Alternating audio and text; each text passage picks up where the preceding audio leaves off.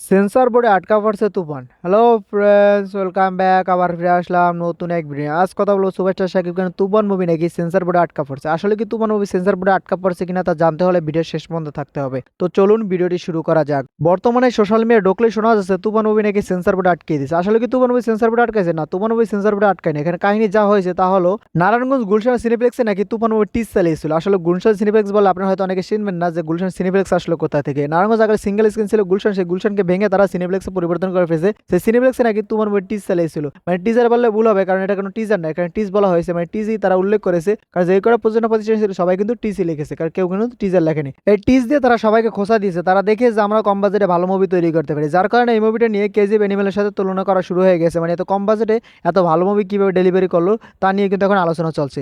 এরকম একাধিক টিজ আসবে, তারপরে এই মুভিটা টিজার আসবে, তারপরে এই মুভিটা ট্রেইলার আসবে। রাহান রাবি বলেছে তুফান মুভির সাধারণ একটা ঝলক ছিল টিজে, আরো অনেক অনেক কিছু বাকি আছে যেটা দর্শকদের এখনো দেখানো বাকি। তারা যদি মনে করে এটা দর্শকদের দেখানো উচিত অবশ্যই দেখাবে, তারা যদি মনে করে এটা দর্শকদের হলে গিয়ে দেখিয়ে সারপ্রাইজ দেবে অবশ্যই তারা হলে গিয়ে দেখিয়ে সারপ্রাইজ দেবে। সেই কথা কিন্তু শাকিব খানও বলেছে যে তোমার মধ্যে এমন কিছু আছে যেটা দেখলে দর্শক অবশ্যই অবাক হবে এবং দর্শক বলতে বাধ্য হবে যেটা আমাদের দেশের মুভি গর্ব করে বলবে।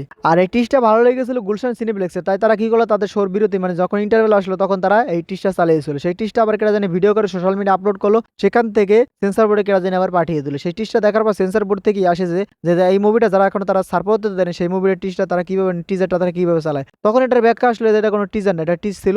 এখন এই মুভির টিজার আসা বাকি আছে, যখন টিজার ট্রেলার আসবে সেটা কিন্তু সেন্সর বোর্ডের ছাড়পত্র নিয়ে আসতে হয়, মানে সেন্সর বোর্ডের অনুমতি লাগে একটা মুভির টিজার ট্রেলার লঞ্চ করতে। আর যখন মুভিটার সেন্সর হয়ে যায় তখন কিন্তু সেই মুভি টিজার ট্রেলার লঞ্চ করলে কোনো সমস্যা হয় না। যেহেতু এটা কোনো সেন্সর হয়নি তাই এটা নিয়ে সমালোচনা শুরু হয়ে গেছে। মানে তুফান মুভির পিছনে অনেক লোক লেগে গেছে, কারণ তারা এই ঈদে আসতে পারবে না, যার কারণে তারা তুফান মুভির পিছনে লেগে গেছে যাতে তুফান ঈদে না আসতে পারে, তখন তারা যাতে তাদের বস্তা পাশা সিনেমাগুলো ঈদে রিলিজ দিতে পারে। আমি বলবো তুফানের পিছনে লেগে কোনো লাভ নেই, তুফানের সাথে আপনারা পারবেন না, কারণ তুফান ঈদে আসবে সেটা কনফার্ম হয়ে গেছে। কারণ তুফানের প্রযোজক প্রতিষ্ঠান অনেক শক্তিশালী প্রযোজনা প্রতিষ্ঠান, আপনারা যতই পিছিয়ে লাগেন এটার কোনো লাভ হবে না, তুফান মুভি আটকাতে পারবেন না। তাই আমি বলবো আপনাদের মুভি নিয়ে আপনারা ভাবুন, আপনারা ভালো মুভি বানানোর চেষ্টা করুন। আর তুফান মুভির টিজটা ভালো লাগেনি এমন কোনো মানুষ আছে কিনা, বাংলাদেশ ইন্ডিয়া এমন কোনো লোক নাই, এমনকি পাকিস্তানের লোকদেরও তুফান মুভির টিজটা ভালো লেগেছে। আর এইসব লোকগুলো চায় না যে বাংলা মুভির সামনে আগাক, তারা চায় সবসময় বাংলা মুভি পিছিয়ে থাকুক, তারা সাথে চায় তারা সবাই বুঝতে পারছা মুভি তৈরি করুক, তাদের মতো কেউ ভালো মুভি তৈরি করতে না পারুক। আপনারা কারা কারা আমার এই কথার সাথে একমত অবশ্যই কমেন্টে জানিয়ে যাবেন। আর ভিডিওটা ভালো লাগলে বেশি বেশি করে শেয়ার করবেন যাতে সবাই এই ভিডিওটা দেখতে পারে। আর ভিডিও শেষ পর্যন্ত থাকার জন্য অসংখ্য ধন্যবাদ। টেল দেন টেক কেয়ার, দেখা হবে নেক্সট কোন ভিডিওতে। ততক্ষণ ভালো, তখন সুস্থ, তখন বাই বাই।